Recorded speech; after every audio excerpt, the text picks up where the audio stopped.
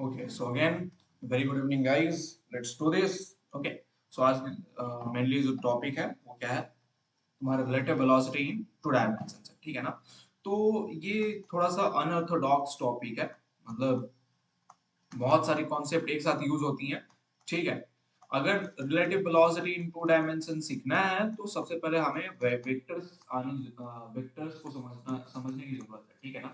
कि वेक्टर्स किस तरह से फॉर्म होते हैं, कैसे वेक्टर्स इक्वेशन लिखे जाते हैं, उसको थोड़ा सा हम समझेंगे, वो भी इंक्लूड करेंगे। तो थोड़ा मतलब थोड़ा इन डेप्थ स्टडी करेंगे इसका, क्योंकि ये इंपॉर्टेंट टॉपिक है, मतलब 100% क्वेश्चन एक आने वाला है। और क्वेश्चन जो आएगा वो थोड़ा सा लॉजिकल होगा, लॉजिकल आया तो फिर थोड़ा सा डिफिकल्ट हो जाएगा। Basically relative velocity in to dimensions जो है पूरे फुल सिलेबस में तुम्हें टोटल 6 तरह के मिलेंगे। जैसे फर्स्ट क्वेश्चन तुम्हें मिल सकता है क्लोजेस्ट डिस्टेंस का, है ना, कि दो पर्सन एक रोड पे एक तरफ जा रहे हैं, एक रोड पे एक तरफ जा रहे हैं, तो वहां पे निकाल दो। तो इस तरह के क्वेश्चंस मिलने होंगे। तो सबसे पहला जो पार्ट है उसको बोलते हैं क्लोजेस्ट डिस्टेंस अप्रोच के क्वेश्चन, है ना, ठीक है। ये सारे क्वेश्चन तुमने देखा होगा कि let's suppose one ship is moving in this direction, another ship is moving in that direction, find the minimum distance between them when they are near towards each other और समथिंग लाइक दैट। तो उसको बोलते हैं closest. हाँ, तो इस तरह के क्वेश्चंस आते हैं। इस सारे क्वेश्चंस डिफिकल्ट भी होते हैं, इसको अच्छे से समझना जरूरत होता है, समझने की जरूरत होती है बहुत इजी वे में। दूसरी होती है रिलेटिव प्रोजेक्टाइल का, कि मतलब एक तरफ से प्रोजेक्टाइल, एक तरफ से गोला बारूद फेंका, दूसरी तरफ से गोला बारूद फेंका, एक दूसरे को हिट कहाँ पे करेगा, दोनों कहाँ पे हिट करेगा, इस तरह के क्वेश्चन रिलेटिव प्रोजेक्टाइल में पूछे जाते हैं ना। थर्ड जो क्वेश्चन आती है इसी का पार्ट है, वो है रिवर बोट प्रॉब्लम्स, ठीक है। ठीक है, मतलब एक रिवर के अंदर बोट चल रही है ना। अब वो किस तरह से एक्सपीरियंस करती है डिफरेंट डिफरेंट केसेस, वो हमें डिस्कस करना है, शॉर्टेस्ट डिस्टेंस वगैरह वाला, इस तरह के पढ़ना है। फिफ्थ पार्ट है प्लेन विंड प्रॉब्लम, ठीक है। कैसे हवा में प्लेन दौड़ेगा उसके बारे में डिस्कस करना रहता है। ये सारे डिफरेंट काइंड्स ऑफ प्रॉब्लम्स हैं जो अलग अलग वे में सॉल्व होते हैं। हम सारे के सारे प्रॉब्लम्स को डिस्कस करेंगे, मतलब ये 6 पार्ट्स को एक तरह से कंप्लीट करके जाएंगे। और सबसे लास्ट में आता है रेन एंड मैन कॉन्सेप्ट, ठीक है ना।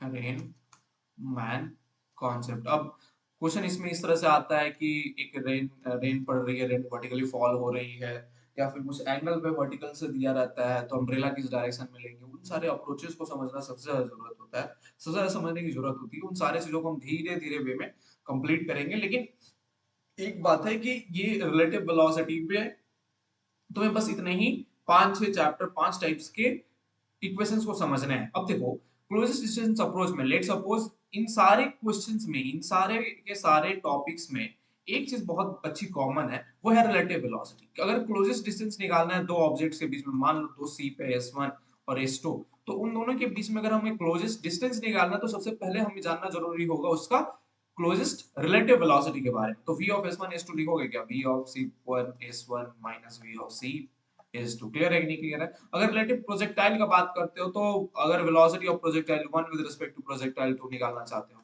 तो वो कैसे निकलेगा, velocity of projectile 1 minus velocity of projectile 2। Clear हो रहा है नहीं हो रहा है। रिवर बोट प्रॉब्लम में अगर लगाना चाहते हो, तो let's suppose velocity of boat with respect to river you want to find, तो क्या लगा दोगे, यहाँ पे डायरेक्टली लिख दोगे relative velocity, velocity of boat minus velocity of river. अगर तुम्हें प्लेन में विंड में प्लेन दौड़ाना है, तो velocity of plane with respect to wind अगर तुम निकालना चाहते हो, तो क्या निकलेगा, velocity of plane minus velocity of wind. और तुम अगर मान लो सिमिलरली अगर रेन एंड मैन निकालोगे, तो लगा दो direct velocity of man with respect to rain, या rain with respect to man, जो भी करना है लगाओगे, तो क्या निकलेगा, velocity of man minus velocity of rain. तो इसका मतलब क्या मालूम चलता है कि अक्सर अगर हमें इन सारे टॉपिक्स को पढ़ना है, अगर हमें इन सारे टॉपिक्स को पढ़ना है,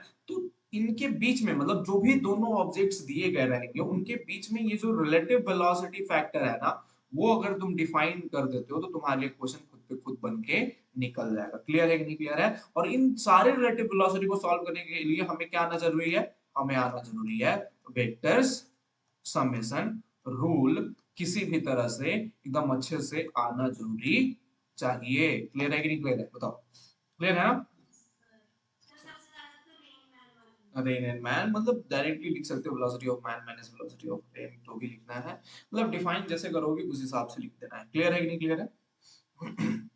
ठीक, तो थोड़ा रिव्यू डालते हैं वेक्टर समेशन रूल के ऊपर। तो देखो मतलब जो बेसिक चीजें हैं, एक अगर मान लो मैं लिखता हूँ vector c is equal to vector a plus vector b, ठीक है, अगर मैं लिख देता हूँ vector c is equal to vector a plus b, इसका मतलब क्या होता है कि अगर मान लो मेरा वेक्टर a जो है इस डायरेक्शन में वर्क कर रहा है, वेक्टर b इस डायरेक्शन में वर्क कर रहा है, इनके बीच में अगर एंगल थीटा है या अल्फा है, जो लेना है ले लो, थीटा ले लेते हैं, ठीक है, तो देन अगर हमें सर इनके बीच में रिजल्टेंट फाइंड आउट करना है तो हमें कुछ इस तरह से इसको एक्सपैंड करना होगा, इस वेक्टर ए को यहाँ पे शिफ्ट करना होगा, और हमें मालूम है कि जो वेक्टर ए है वो क्या करता है, ये भी एंगल कितना बनाता है, थीटा यहाँ पे बनाता है, इस पर्टिकुलर बेस की लेंथ हो जाती है magnitude of vector A into cos theta, और इस परपेंडिकुलर की लेंथ हो जाती है magnitude of vector A into sin theta हो जाती है, और इसकी लेंथ जो है वो वेक्टर बी के ही बराबर होती है, तो ये जो टोटल लेंथ हो जाता है वो कितने के बराबर होता है, वेक्टर बी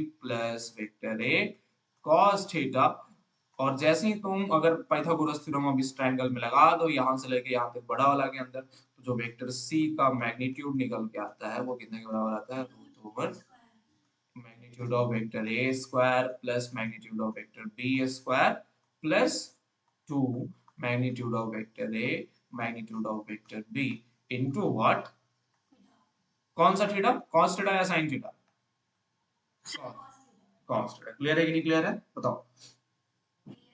ठीक, तो देखो ये तो तुम्हें मालूम था तो तुमने डायरेक्ट लिख दी, बेसिक बेसिक चीजें, बहुत सारी चीजें दिखाई गई है बुक में, तुमने लिख डाला आराम से, आंसर आ गया, ठीक है, this is my vector C, ठीक है ना। अब देखो जो इसमें जरूरी चीजें हैं वो क्या है, तो देखो नोटिस करो, क्या इस वेक्टर सी का भी एक मैग्नीट्यूड होगा और एक डायरेक्शन होगा, वेक्टर ए का भी एक मैग्नीट्यूड होगा और एक डायरेक्शन होगा, वेक्टर बी का भी एक मैग्नीट्यूड होगा और एक डायरेक्शन होगा, होगा कि नहीं होगा, बताना जरा।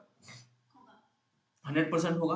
अब नोटिस करो, अगर वेक्टर सी का मैग्नीट्यूड डायरेक्शन है, वेक्टर ए का मैग्नीट्यूड डायरेक्शन है, मतलब तुम्हारे पास एक्चुअली में इस इक्वेशन के अंदर कितने क्वांटिटीज की हम मतलब अगर हम सिर्फ एक लिख देते हैं vector C is equal to vector A plus vector B, तो वहां पे हमारे पास 6 क्वांटिटीज की नॉलेज एक साथ आती है। क्लियर है कि नहीं क्लियर है, magnitude of C, direction of C, magnitude of vector A, direction of vector A, magnitude of vector B, direction of vector B. Clear है कि नहीं क्लियर है, बताओ। देखो अब वेक्टर्स इसलिए टफ होता है, समझो अब अच्छे से, अब क्यों रिलेटिव वेलोसिटी टफ हो सकती है, तो देखो सबसे पहला जो नोट है कि अगर तुम्हें रिजल्टेंट फाइंड आउट करना है वेक्टर सी का, resultant of C, if you want to calculate then you should know definitely the directions of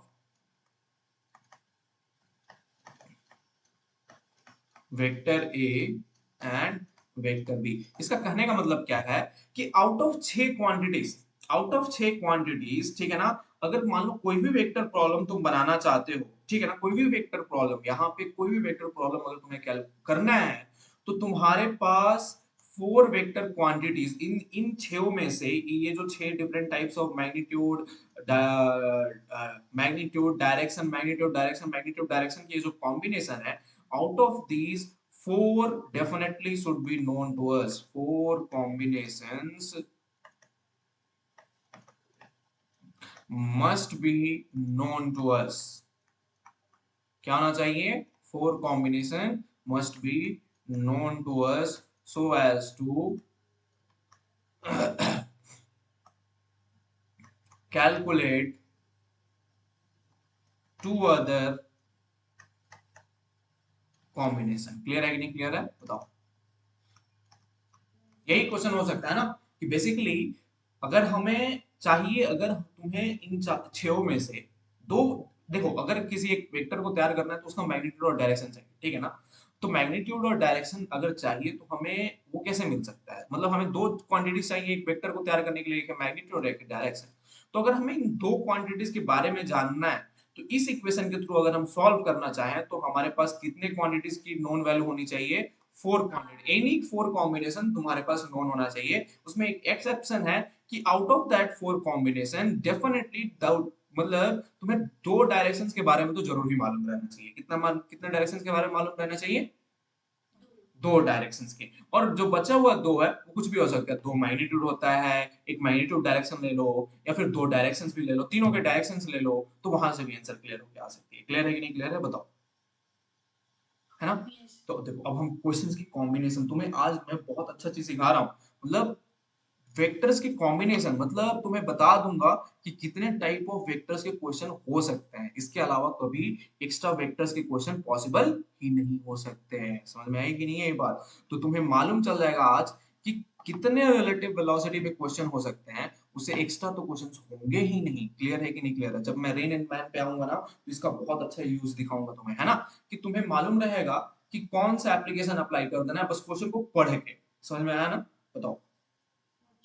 okay ना? क्लियर है कि नहीं क्लियर है? ठीक है, तो अब देखो जो कॉम्बिनेशंस बन के आते हैं, तो देखो मैं फर्स्ट फर्स्ट कॉम्बिनेशन क्या तैयार कर सकता हूँ फर्स्ट पार्ट ऑफ क्वेश्चंस में। मैं क्वेश्चंस को इस तरह से दे सकता हूँ कि लेट सपोज दो वेक्टर्स आर कंप्लीटली नोन। ठीक है, बहुत इजी वाला, सबसे इजी वाला यही है, two vectors are completely known, मतलब वेक्टर ए भी दिया गया है और वेक्टर बी भी दिया गया है, तो इसका मतलब क्या है कि दो मैग्नीट्यूड और दो डायरेक्शन हमें पूरा फुल नॉलेज है कि नहीं?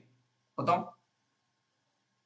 अगर अगर अगर हमें दो वेक्टर्स की नॉलेज दी गई है तो इसका मतलब क्या, दो मैग्नीट्यूड और दो डायरेक्शन के बारे में नॉलेज है कि नहीं है? तो तुम्हें फोर क्वांटिटीज के बारे में मालूम चल गया कि नहीं मालूम चल गया? तो दो क्वांटिटी इजी वे में निकाल सकते हो नहीं निकाल सकते हो? डायरेक्ट यही फॉर्मूला लगाओगे। क्लियर है कि नहीं क्लियर बताओ, है ना? यस। ठीक है, देखो अब हार्डेस्ट पार्ट कहाँ पे आता है? हार्डेस्ट पार्ट ये है, अगर मैं दूसरा तरह का क्वेश्चन दूं जिसमें तुम्हें एक वेक्टर नोन है, क्या नोन है? एक वेक्टर नोन है, मतलब उस वेक्टर का तुम्हें वन मैग्नीट्यूड पता है, वन डायरेक्शन पता है। ठीक है, सेकेंड वेक्टर का मतलब तीन out of this three vectors one vector you know, like any one C A और बी। ठीक है ना? तो एक वेक्टर का पूरा मैग्नीट्यूड और पूरी पूरी नॉलेज पता है। ठीक है, लेकिन बोल रहा है कि सेकेंड वेक्टर का सिर्फ तुम्हें मैग्नीट्यूड पता है। क्या पता है? मैग्नीट्यूड। एंड थर्ड वेक्टर का तुम्हें क्या पता है? सिर्फ डायरेक्शन पता है। Still it is a valid question. Why? तो देखो देखो, थर्ड वेक्टर का डायरेक्शन दिया हुआ है कि नहीं दिया हुआ है? फर्स्ट वेक्टर का डायरेक्शन दिया नहीं दिया हुआ है? दो वेक्टर का डायरेक्शन दिया हुआ है ना? बताओ, यस और नो? राशि, हेलो, हेलो। हेलो। हाँ एग्जाम, सर आपकी आवाज बंद हो गई थी। अभी क्लियर है? अभी इतनी देर से मुझे कोई आवाज नहीं आई। हम्म, सही है, नेटवर्क तो सही है। सर मेरे यहाँ से प्रॉब्लम है, नहीं पता नहीं। ओके चलो, तो अब अभी मैं बताता हूँ, ये समझ में आ गया ना? Two vectors are completely known, जिसके दो मैग्नीट्यूड दो डायरेक्शन पता है, तो अनदर टू क्वांटिटीज बस यही वाला फॉर्मूला लग जाएगा। बस दो क्वांटिटीज को निकालना है, तो इजी वे में निकाल सकते हैं। ठीक है, जो दूसरा तरह का क्वेश्चन आता है वो किस तरह का क्वेश्चन आएगा? तो देखो वो क्या दिया रहेगा, तो लेट सपोज वन वेक्टर, तुम अपना माइक हरदम ऑन करके रखो, अभी कोई दिक्कत नहीं है, ठीक है ना? तो फर्स्ट वेक्टर का तुम्हें तुम्हें एक वेक्टर के बारे में पूरी नॉलेज है, मतलब तुम्हें मैग्नीट्यूड और डायरेक्शन दोनों की, एक वेक्टर की दोनों क्वांटिटीज मैग्नीट्यूड और डायरेक्शन दोनों के बारे में नॉलेज है। ठीक है ना? और बोल रहा है कि सेकंड वेक्टर का तुम्हें, for second vector you only know the magnitude of it, what you know? Magnitude. And third vector का सिर्फ तुम्हें क्या पता है? डायरेक्शन पता है। क्या पता है? Only direction. तो still it is a valid question और नॉट? देखो दो डायरेक्शन दिए गए हैं, एक डायरेक्शन थर्ड वेक्टर का, एक डायरेक्शन फर्स्ट वेक्टर का, है ना? और तुम्हें क्या पता है? दो एक्स्ट्रा मैग्नीट्यूड्स पता है। Still this is a valid question but it is the most difficult question. क्यों? क्योंकि तुम्हारे पास किसी दो वेक्टर का पूरा फुल नॉलेज नहीं है, एक वेक्टर का फुल नॉलेज है और दूसरे वेक्टर का मैग्नीट्यूड पता है, थर्ड वेक्टर का डायरेक्शन पता है। Still this kind of questions we can solve using vectors, क्योंकि हमारे पास चार क्वांटिटीज की नॉलेज है। हाँ अब बोलो, अब बताओ। सर आपने तो बोला था कि फोर कॉम्बिनेशंस की हाँ तो फोर कॉम्बिनेशन हो गया ना? देखो एक मैग्नीट्यूड एक डायरेक्शन, यहाँ पे भी एक मैग्नीट्यूड और चौथा डायरेक्शन, चार चार क्वांटिटीज की कॉम्बिनेशन मिल गई कि नहीं मिल गई? बताओ। बट सर जो सेकंड वाला थर्ड वाला है वो तो आधे अधूरे हैं। आधे अधूरे हैं, और इसीलिए तो क्वेश्चन टफ होगा, और इसीलिए रेन इन मैन टफ होता है, क्योंकि रेन इन मैन में यही होता है, एक वेक्टर की फुल नॉलेज होती है, या तो रेन की, या तो मैन की, या फिर एक रिवर की, या फिर बोट की, लेकिन दूसरे पर्सन की सिर्फ दी जाती है मैग्नीट्यूड एंड उसकी डायरेक्शन। तो तुम्हें वहां पे निकालते समय बैंड बज जाती है, क्योंकि वहां पे तुम्हें मालूम नहीं रहता है करना है क्या है। क्लियर है कि नहीं क्लियर है? Okay sir. हाँ, तो अभी हम सीखेंगे ना कैसे क्या करना है, देखेंगे अभी अभी तुम्हें इसके ऊपर क्वेश्चंस कराऊंगा इन तीनों के ऊपर, ठीक है। लास्ट कॉम्बिनेशन है, थर्ड कॉम्बिनेशन जो उभर के आता है वो क्या हो सकता है। अगर मैं लिखता हूँ, पहले इक्वेशन लिख देता हूँ, vector C is equal to vector A plus vector B. अब जो थर्ड कॉम्बिनेशन, सबसे लास्ट कॉम्बिनेशन, तो वो डेंजरस है। क्या है, हमें या तो हमें मतलब full three direction of each vectors पता है, ठीक है। क्या पता है? Three dimension. Three directions of each vector पता है, और साथ में magnitude of any one vector, magnitude of any one vector पता है, ठीक है। तो अब देखो ये भी एक वैलिड क्वेश्चन है। अब यहाँ पे एक चीज हम क्रिएट कर सकते हैं, क्रिएट कर सकते हैं, बताओ। और अभी भी चार हमारे हाँ, कॉम्बिनेशन चार हमारे पास कॉम्बिनेशन है। अब एक बात बताओ, A one magnitude means magnitude of one vector, and if I know three directions, so definitely one vector out of this I know और नॉट, टेल मी यस और नो। है। Yes sir. यस। सो इसका मतलब क्या है कि question में हमारे अभी अगर मैं इस तरह की कॉम्बिनेशन पाऊं, तो इसका मतलब क्या है कि हमारे पास नॉलेज है वन फुल वेक्टर का, ठीक है। और साथ में direction of second vector direction हमें पता है ना। और थर्ड वेक्टर की हमें क्या पता है, डायरेक्शन, दो डायरेक्शंस हमें पता है। Still this kind of questions can be given, and this kind of questions can be solved. Clear है कि नहीं क्लियर है? Okay sir. सर फिर सॉल्व करने टाइम इजीली रखते हैं या फिर हाँ, डिफिकल्ट मतलब करते कैसे सॉल्व करना है उनको हम देखेंगे, समझ में आया ना। दो क्वेश्चन, दो एग्जांपल दूंगा। देखो फर्स्ट वाला पार्ट तो तुम सब करते आए हो, सेकंड वाला पार्ट तुमने आज तक किया नहीं है, थर्ड वाला पार्ट कहीं किताब में लिखा हुआ मिला नहीं है, तो उन दोनों को हम पहले करेंगे। क्लियर है कि नहीं क्लियर है? ये सब चीजें किताबों में नहीं मिलेंगी, ये सब चीजें एक्सपीरियंस से मिलेंगी। क्लियर है कि नहीं क्लियर है, बताओ। हैं? हाँ जी सर क्लियर है। ओके, चलो आगे बढ़ते हैं। अब देखो सबसे इंपॉर्टेंट पॉइंट, अब देखो डायरेक्शन नोटेशन, ठीक है। हेडिंग डाल दो थोड़ा सा, छोटा सा इंपॉर्टेंट चीज है जो हम समझते नहीं है, बट बहुत अच्छे अच्छे चीजें इसमें दिखाई जाती हैं, ठीक है। देखो अब समझो,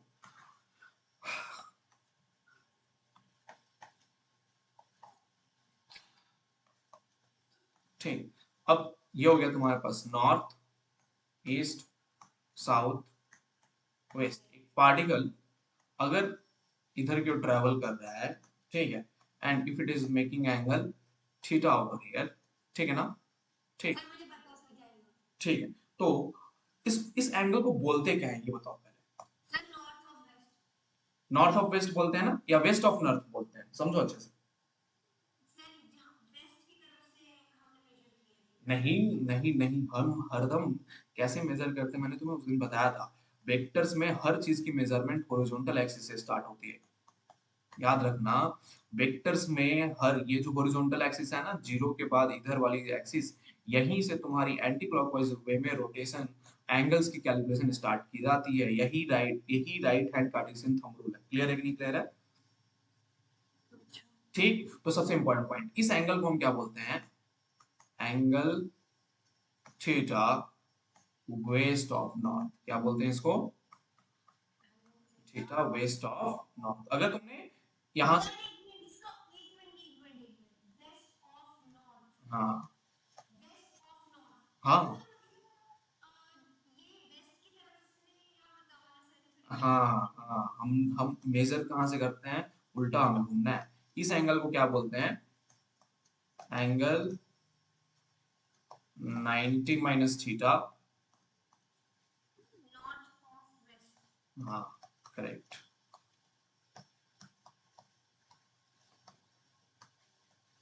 क्लियर है कि नहीं क्लियर है ना? सर मतलब जिस तरफ से आ रहा है वो हम पहले लिखेंगे। Yes yes yes, that's, now you have taken the point, got it और नॉट? तो ठीक है सर इसमें से और पूछना थोड़ा ताकि मुझे क्लियर हो जाए। हाँ हाँ हाँ, सर इसमें से थोड़ा और इससे थीटा बीटा पूछना मतलब अभी और भी है ना साउथ ईस्ट भी बन यस सकता है yes west yes yes yes, south भी बताओ, सकता है तो उनको क्लियर इसी करना को है। बता दो, ठीक है। ये एंगल क्या होगा? सर ये हो गया south of east. South of east कैसे होगा? ईस्ट ऑफ साउथ होगा कि नहीं होगा? ये एंगल तुम रोटेट करते हुए ऐसे तुम खुद रोटेशन देखो, तुम रोटेट करते हुए आओगे तो किधर की ओर जाने की टेंडेंसी रखते हो, ईस्ट की ओर ना। तो ये एंगल क्या हो गया, ईस्ट ऑफ साउथ।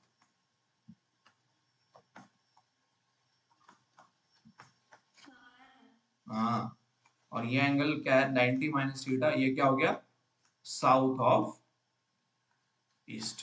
क्लियर है कि नहीं क्लियर है बताओ, समझ में आया ना। ठीक, ये एंगल अगर ऐसा ड्रॉ कर दिया, अब ये एंगल थीटा पता है, ठीक है, थोड़ा सा अपोजिट में मैं थोड़ा दिमाग घुमाने वाला कर डालते हैं। ये एंगल थीटा पता है, अब ये क्या दिया हुआ है, सर वेस्ट ऑफ साउथ। और ये 90 minus theta, south of west. Correct, ये क्या हो गया साउथ ऑफ वेस्ट, ये क्या हो गया west of south. West of south. अब समझ में आई कि नहीं, ये बात क्लियर है ना, यस सर। समझ में आ गया ना। ठीक है, जिधर रोटेट हो रहा है उधर का यूज करना है, ठीक है। अब सर इधर, अभी आगे ईस्ट और नॉर्थ में पूछना है तो फिर छोड़ो। अब इसमें क्या है, ये हो गया, ये एंगल अगर थीटा है, ये क्या हो गया तुम्हारे पास, ये सर ये हो गया नॉर्थ ऑफ ईस्ट। पहले देखो, ये नहीं नहीं नहीं 90 माइनस थीटा, हम ये एंगल 90 नॉर्थ ऑफ ईस्ट हुआ ना, ये एंगल क्या हो गया ईस्ट ऑफ, समझ में आएगी नहीं आई बात है ना, ईस्ट ऑफ, इसकी तरफ जा रहे हैं। अच्छा ठीक, समझ में आएगी नहीं आई बात। 90 हाँ माइनस जी थीटा समझ क्या हो गया साउथ ऑफ वेस्ट, और ये एंगल थीटा क्या हो गया वेस्ट ऑफ साउथ। देखो अपोजिट वैसे लेते हैं, मतलब इसको थीटा लेते हैं, इसको 90 माइनस थीटा लेते हैं, तो इसलिए थोड़ा सा कंफ्यूजन होता है, बट ऐसे मैं जानबूझ के ऐसे उल्टा सीधा लिया ताकि तुम्हें समझ में आए। क्लियर है कि नहीं क्लियर है, क्लियर सर। समझ में आ गया ना, है ना। चलो आगे बढ़े क्या, हाँ जी। ठीक, चलो तो अब इसका हम एप्लीकेशन देखते हैं। चलो, अब हमारे पास इक्वेशन दिया हुआ है कि vector C is equal to vector A plus B, ठीक है ना। अब यहाँ पे टेबल बना दो, टेबल के थ्रू हम समझने की कोशिश करेंगे, ठीक है।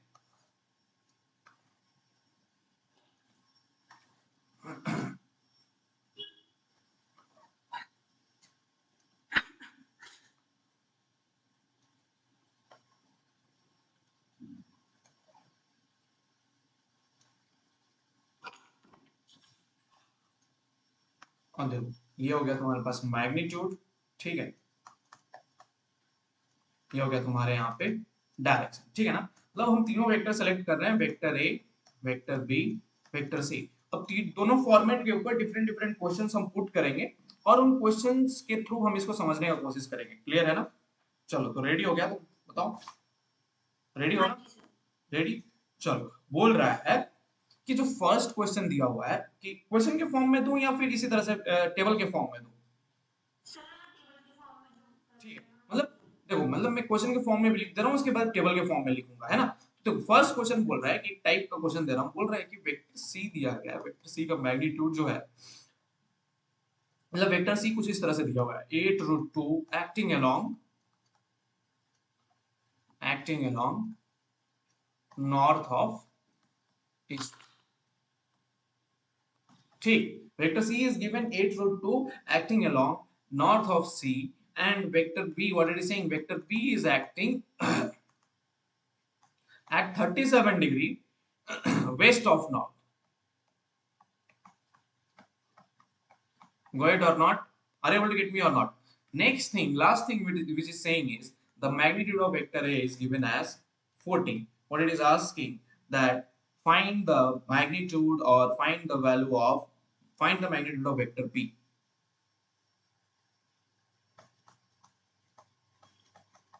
Do it. हाँ, यही तो बात है। देखो वेक्टर सी का क्या दिया हुआ है, मैग्नीट्यूड 8√2 दिया हुआ है कि नहीं, और साथ में क्या दिया हुआ है, acting along north of east. तो क्या डायरेक्शन हमें पता है, क्वेश्चन देखो अच्छे से, क्या हमें वेक्टर सी का, देखो अच्छे से क्वेश्चन, पहले क्वेश्चन को ड्रॉ करो, इन सारे क्वेश्चंस को, जितनी रिलेटिव वेलोसिटी की प्रॉब्लम्स है उतना जितना ड्रॉ करोगे उतना बेस्ट है। तो एक बात बताओ, सबसे पहले ये मेरे को बात बताओ, वेक्टर सी क्या इस डायरेक्शन में एक्ट कर रहा है 45 डिग्री के एंगल पे, है ना। नॉर्थ ऑफ ईस्ट का मतलब क्या हुआ, तो वेक्टर सी के कितना है मैग्नीट्यूड इसका 8√2, and it is making 45 degree angle with each axis or not, tell me yes or no. So direction कितना पता है, नॉर्थ ऑफ ईस्ट पता है ना वेक्टर सी का, क्लियर है कि नहीं क्लियर है। ठीक, वेक्टर बी का देखो, वेक्टर बी क्या बोल रहा है, acting 37 degree west of north. हाँ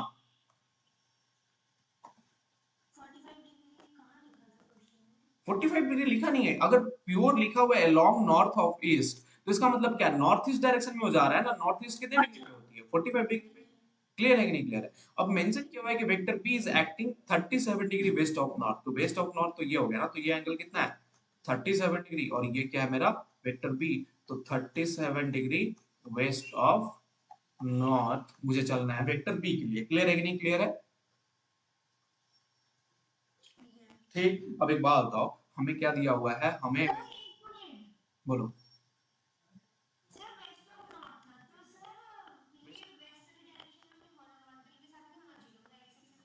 नहीं नहीं नहीं, मैंने एक बात बताओ, वेस्ट ऑफ नॉर्थ कौन सा है, ये एंगल क्या है, वेस्ट ऑफ नॉर्थ है कि नहीं है, रोटेशन में देखो तो अच्छे से। ठीक है, क्लियर है कि नहीं क्लियर है? अरे तुम देखो, ये क्या वर्ड यूज हुआ है, वेस्ट यूज हुआ है ना नॉर्थ के पहले, तो वेस्ट की तरफ मुड़ जाओ ना, नॉर्थ के, नॉर्थ के साथ यहाँ पे तुमने क्या लिखा है, नॉर्थ ऑफ ईस्ट, तो मैंने क्या लिखा, ईस्ट के साथ नॉर्थ में मुड़ा कि नहीं, मुड़ जाओ है ना, अगर लिख देता मैं ईस्ट ऑफ नॉर्थ तो ये एंगल होता। क्लियर है कि नहीं क्लियर? ठीक है, तो अब ये एंगल कितने डिग्री है, 37 डिग्री, और बोल रहा है मैग्नीट्यूड ऑफ वेक्टर ए कितना है, 14। देखो दो क्वांटिटीज यहाँ पे, नहीं नहीं नहीं नहीं, कुछ करना ही नहीं है, इसलिए तो मैं इस ट्रिक को बताया। अब दो क्वांटिटीज हमें चाहिए कि नहीं चाहिए, सबसे इजी ट्रिक क्या है, मान लो मैग्नीट्यूड ऑफ वेक्टर बी कितना है यहाँ पे, x है, कितने के बराबर है, x, तो मैग्नीट्यूड ऑफ वेक्टर बी की कितनी वैल्यू है, x है यहाँ पे। अब एक बात बताओ, यहाँ पे वेक्टर बी का एक कंपोनेंट होगा ना, कितना कंपोनेंट होगा, magnitude of vector B into sin 37, yes और नो, और इधर magnitude of vector B into cos 37, so magnitude of vector B x, cos 37 की वैल्यू कितनी, sin 37 की वैल्यू कितनी होती है, 3/5, यस और नो, और यहाँ पे क्या आ जाएगा 4x डिवाइड बाई, क्लियर है नहीं क्लियर है? अब 8√2 का दो कंपोनेंट होगा कि नहीं होगा, एक कंपोनेंट इस डायरेक्शन में होगा, एक कंपोनेंट पर्टिकुलरली इस डायरेक्शन में होगा, है ना, देखो नोटिस करो, अरे यस और नो बोल तो दो। ठीक, तो देखो 8√2 का इधर का कंपोनेंट क्या हो जाएगा, 8√2 cos 45, तो इधर 8 हो गया, इधर भी 8 के बराबर होगा। क्लियर है कि नहीं क्लियर है? तो लिख सकते हैं ना कि 3x divide by 5 is equal to how much, 8, तो x की वैल्यू कितनी मिल गई, 8 5 जा 40, 40 बाई 3, यस और नो, करेक्ट, करेक्ट और नॉट, समझ में आया कि नहीं आया, क्लियर है कि नहीं क्लियर है? हम्म हम्म, तो एक ये मेथड हो गया। अब देखो मतलब हम्म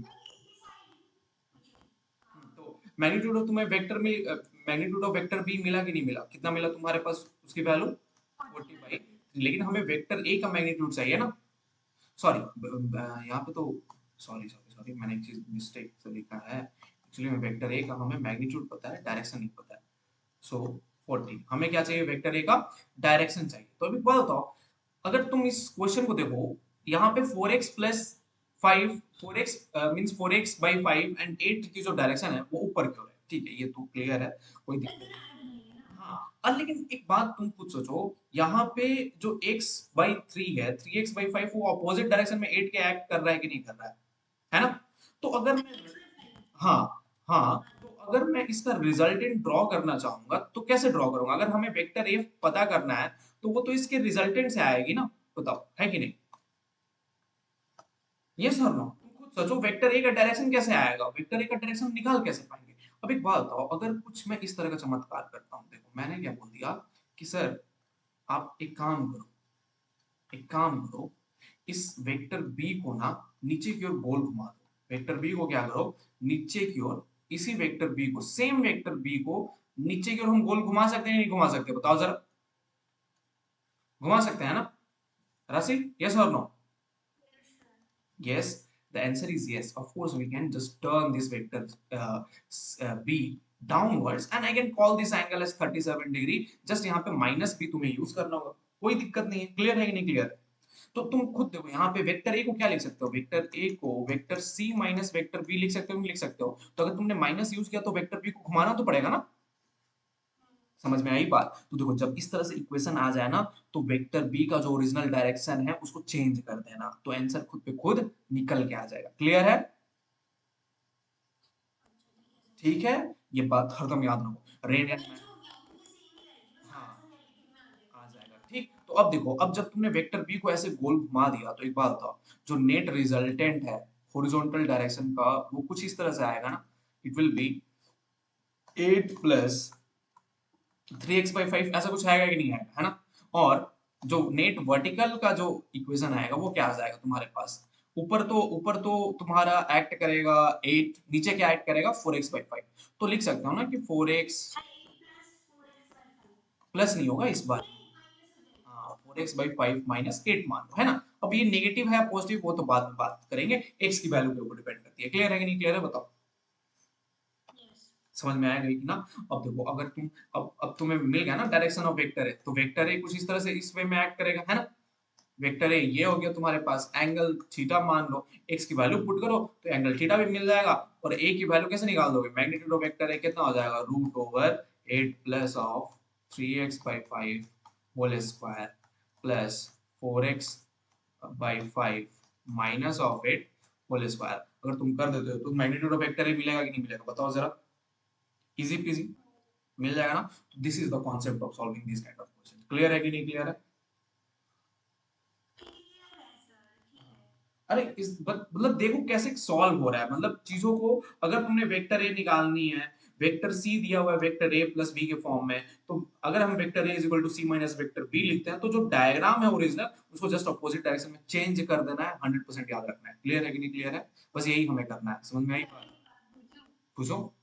एक मिनट, ये जो आपने बनाया है, हम्म। ये पेपर में बनाया आएगा या मुझे खुद बनाना पड़ेगा? अरे ये क्वेश्चन अरे बाबा, ये क्वेश्चन इतने, ये डिफिकल्ट लेवल है, ठीक है? इसमें इसमें एक्स की वैल्यूज तुम्हें अलग अलग, मतलब मैं कहने का मतलब समझाना चाहता हूँ कि अगर तुम्हारे पास कुछ इस तरह से दिया रहा है, एक्चुअली यही होता है तुम्हारा रेन एंड मैन। क्लियर है या नहीं क्लियर है? कि मैन किसी एक पर्टिकुलर डायरेक्शन में चलती है, रेन किसी एक डायरेक्शन में फॉल करती है। तो जो रिजल्टेंट निकल के आता है ना, वो बहुत लोग इधर की ओर ड्रॉ करते हैं और कुछ लोग इधर की ओर ड्रॉ करते हैं। तो किधर की ओर ड्रॉ करना है, वहां पे जो कंफ्यूजन होती है ना, वो इससे क्लियर हो जाएगी। क्लियर है कि नहीं क्लियर है?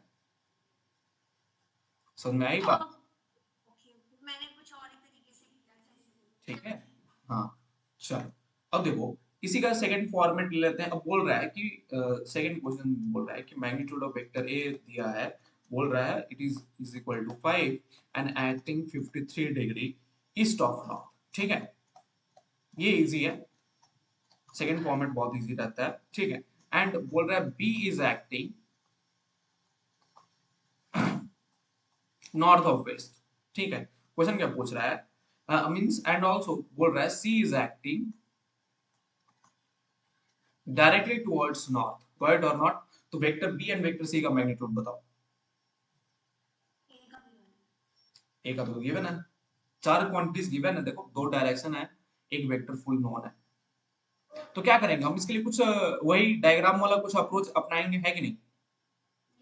है ना? वही बेटर फंडा लग रहा है कि सर डायग्राम पहले तुम बना दो। एक काम करो, डायग्राम बना दो, खुद पे खुद क्वेश्चन का आंसर अपने आप मिल जाते हैं। Relative velocity in to dimensions में, ये हमें पता है, नॉर्थ ईस्ट साउथ वेस्ट। लगा दो, अब स्टार्ट हो जाओ। ठीक है, बोल क्या रहा है कि वेक्टर ए की मैग्नीट्यूड 5 है और एक्टिंग कितने degree, 53 degree east of north. East of north का मतलब क्या है, हम नॉर्थ से किधर की ओर मुड़ना है, ईस्ट की डायरेक्शन में मुड़ना है ना। तो ये जो वैल्यू होगी, ये जो एंगल होगी, वो यस सर। 53 डिग्री के बराबर होगी कि नहीं होगी?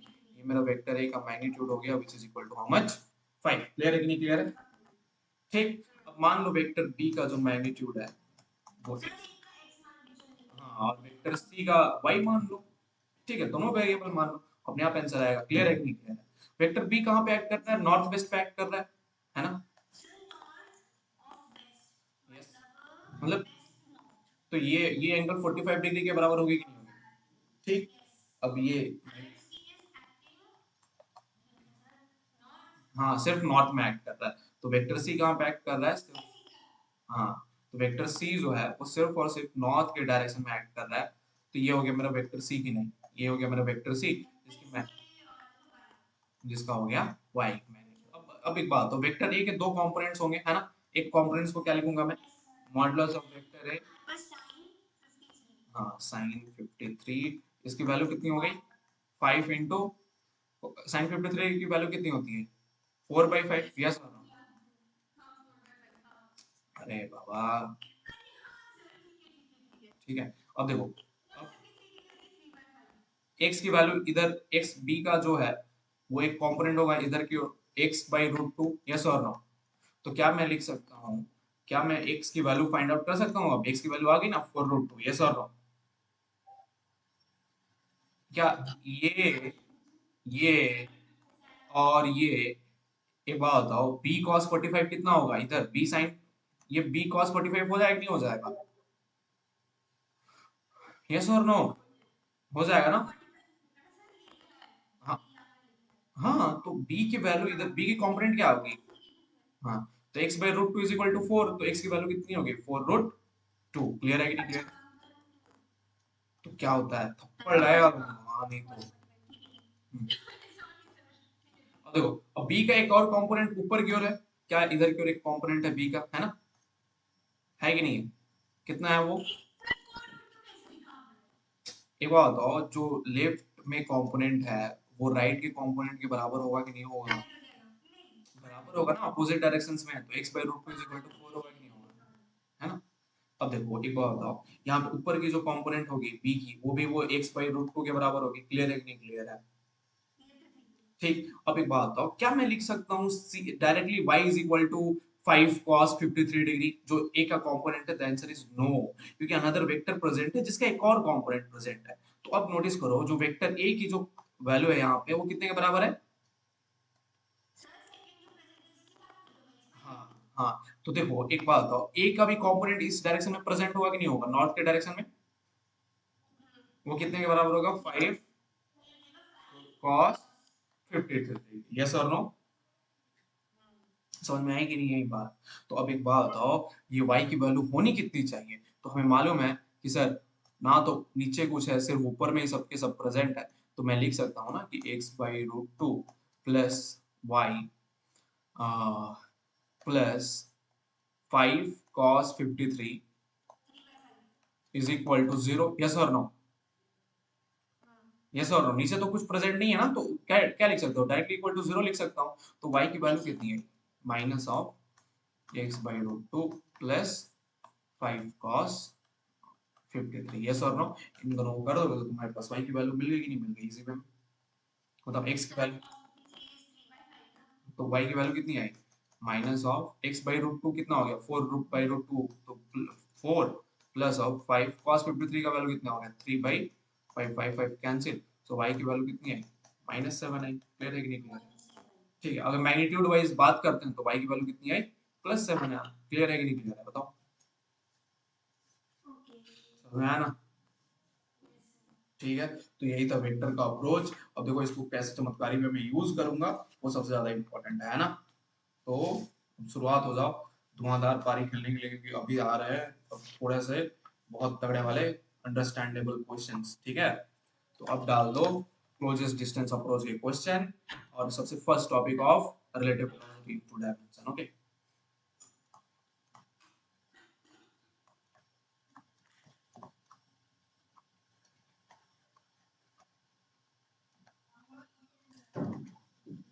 हेडिंग डाल दो क्लोजेस्ट डिस्टेंस अप्रोच, क्लियर है कि नहीं क्लियर है, आगे बढ़े,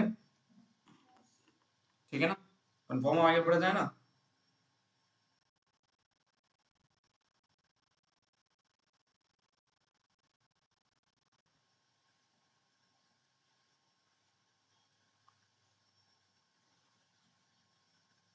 एक मिनट,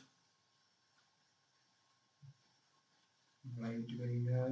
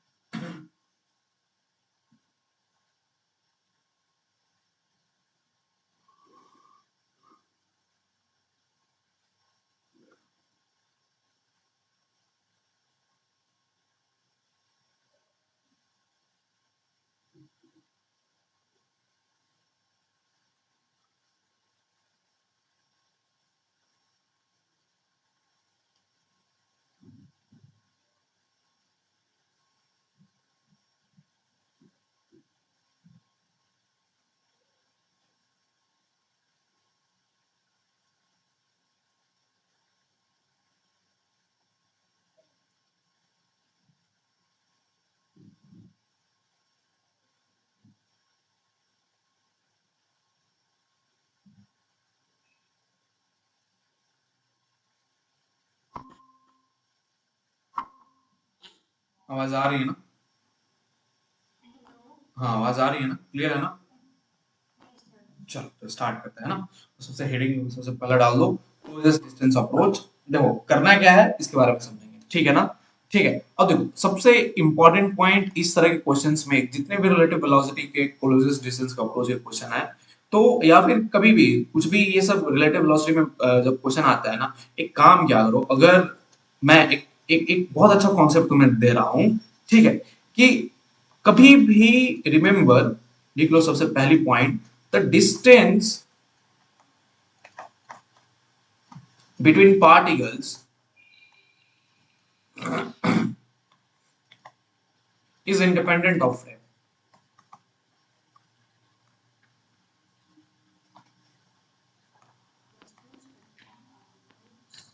क्या मैं बोला कि जो भी पार्टिकल लेते हो, पार्टिकल के बीच की जो दूरी है वो हरदम फ्रेम से इंडिपेंडेंट रहेगी, ठीक है ना? ये फंडामेंटल रूल है, ठीक है? कोई भी फ्रेम में एक्सेलरेटिंग, नॉन इनर्शियल कुछ भी लगा दो, दो पार्टिकल है, उनके बीच की जो डिस्टेंस है वो कभी भी चेंज नहीं होनी चाहिए। क्लियर है कि नहीं क्लियर है? क्लियर है ना? तो देखो अब उसी चीज को लेके आगे बढ़ते हैं, ठीक है? अब एक बात हो, लेके चलते हैं भैया। अब मान लो ये एक पार्टिकल, पार्टिकल ए है, ठीक।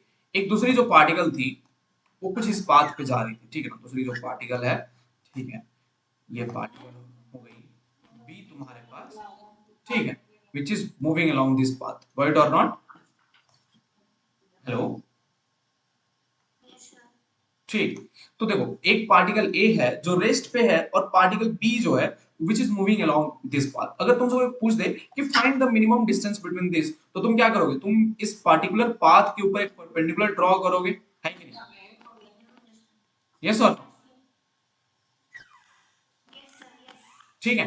तो हम क्या करेंगे, हम इसके ऊपर परपेंडिकुलर ड्रॉ करेंगे, और ये जो परपेंडिकुलर जो होगा वो तुम्हारे पास मिनिमम डिस्टेंस होगा कि नहीं होगा, बताना जरा। Yes sir. अगर ये तुम्हारे पास मिनिमम डिस्टेंस है, तो अब करना क्या है वो सबसे ज्यादा समझो, ठीक है? अगर मतलब पार्टिकल बी चल रहा है, ए चल रहा है, हाँ, अगर मैं परपेंडिकुलर डिस्टेंस कर दिया, परपेंडिकुलर मींस इस पाथ के ऊपर बी अगर इस पाथ पे चल रहा है, तो उसका अगर मैं परपेंडिकुलर डिस्टेंस ड्रॉ करता हूं, तो यही होता है क्लोजेस्ट डिस्टेंस, सॉरी इसी को बोलते हैं एक्चुअली में closest distance between two particles. Clear है कि नहीं क्लियर है? अगर तुमसे कोई पूछ दे कि what is the closest distance two particles, अगर दो पार्टिकल मूव कर रहे हैं, तो क्या करोगे? उन दोनों के बीच में एक परपेंडिकुलर लाइन ड्रॉ करोगे, और वो डिस्टेंस कभी भी किसी भी फ्रेम से इंडिपेंडेंट रहेगी। क्या रहेगी? इंडिपेंडेंट रहेगी। और then that particular path will be closest distance between them, means उनके पाथ के ऊपर परपेंडिकुलर ड्रॉ करो, है ना? अब देखो क्वेश्चन एक बहुत अच्छा पूछ रहा हूं। अगर पार्टिकल ए भी चलने लगा, let suppose, the question is कि let suppose particle A has also some velocity, तब क्या करोगे बताओ?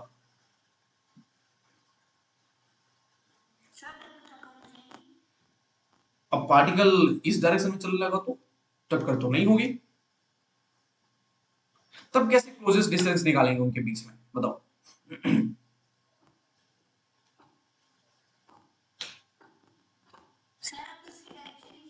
अब डायरेक्शन ही चेंज होगी, लेकिन still this is the question. अब देखो यही यही चीज है समझने का। नहीं नहीं नहीं, यूटर्न नहीं मारना है। अब एक काम करना है। अब करना क्या है, एक बात हो, अगर मैं इस पार्टिकल बी के ऊपर एक चीटा ले लूं, ठीक है, तो क्या मेरा पार्टिकल बी रेस्ट पे हो गया? अगर मैं ऑब्जर्वर को पार्टिकल बी के ही ऊपर बैठा दिया, अगर let suppose if I consider, I want to know that what should be the minimum distance, what should be the closest distance. अब समझो, मैं वही बोल रहा हूं, पहले समझो मैं क्या बोल रहा हूं, कि let suppose if the particular particle A is there and the particle B is there, both starts to move, and I want to ask like what should be the closest distance between them, then it is a very hard question how to do it. So first consider one observer sitting on any of these particles. So मैं बताना चाहता हूं A कितना दूर जा रहा है B के रिस्पेक्ट में, तो मैंने क्या मान लिया, ऑब्जर्वर कहां पे बैठा हुआ है, पार्टिकल बी के ऊपर बैठा हुआ। अगर जैसे ही मैं इस ऑब्जर्वर को पार्टिकल बी पे बैठाया, क्या मेरा पार्टिकल बी का velocity with respect to this cheetah is going to be equal to 0? Yes और नो? तो नहीं बताओ। Yes or no? velocity of v with respect to cheetah, theta. Yes, तो वही चीज इसमें बैठा ना. बैठा हुआ है। अब देखो, अगर मैं चीटा बैठा दिया तो क्या मैं पार्टिकल ए का रिलेटिव वेलोसिटी फाइंड आउट कर सकता हूँ बी के रेस्पेक्ट में? बताओ, क्या मेरी relative velocity v of A can be defined with respect to B after this? Yes और नो? बताओ। yes. यस, अगर मेरी रिलेटिव वेलोसिटी मिल गई तो क्या उस रिलेटिव वेलोसिटी का एक पॉसिबल डायरेक्शन होगा? यस और नो? यस और नो? तो अगर मैं उस रिलेटिव वेलोसिटी के डायरेक्शन में अगर मैं परपेंडिकुलर ड्रॉ कर दे रहा हूं तो क्या मेरे को क्लोजेस्ट डिस्टेंस मिलेगा? ठीक, तो तुम्हें करना क्या है? तुम्हें कुछ करना नहीं है। अगर क्लोजेस्ट डिस्टेंस में दो पार्टिकल्स दे दिया गया, दोनों पार्टिकल मूव कर रहा है, दो शिप है, दोनों शिप मूव कर रही हैं, तो तुम्हें कुछ भी नहीं करना है। बस तुम्हें क्या करना है, किसी एक के ऊपर एक चीड़ा को बैठा दो। बस इतना स्टेप याद रखो। स्टेप क्या है? सबसे पहले किसी ना किसी एक के ऊपर क्या बैठा देना है तुम्हें? ये जो आप बोले तो consider rest situation.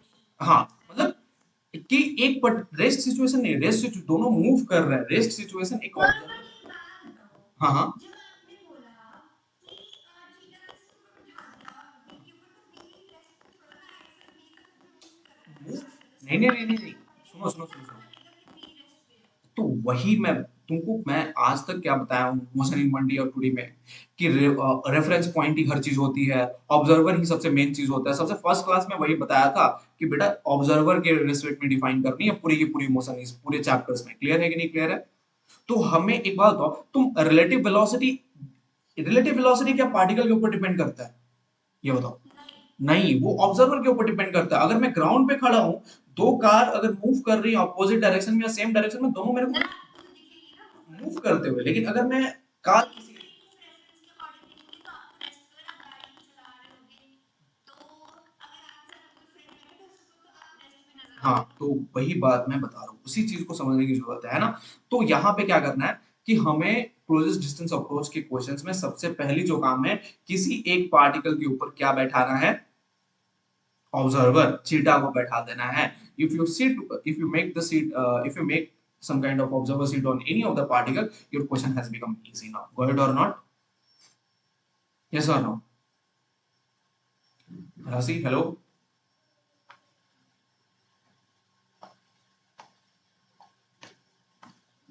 Hello? Is I'm audible?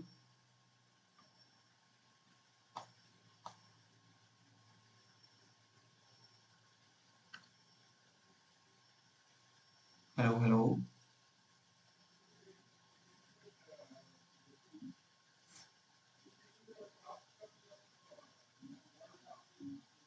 Okay, guys, just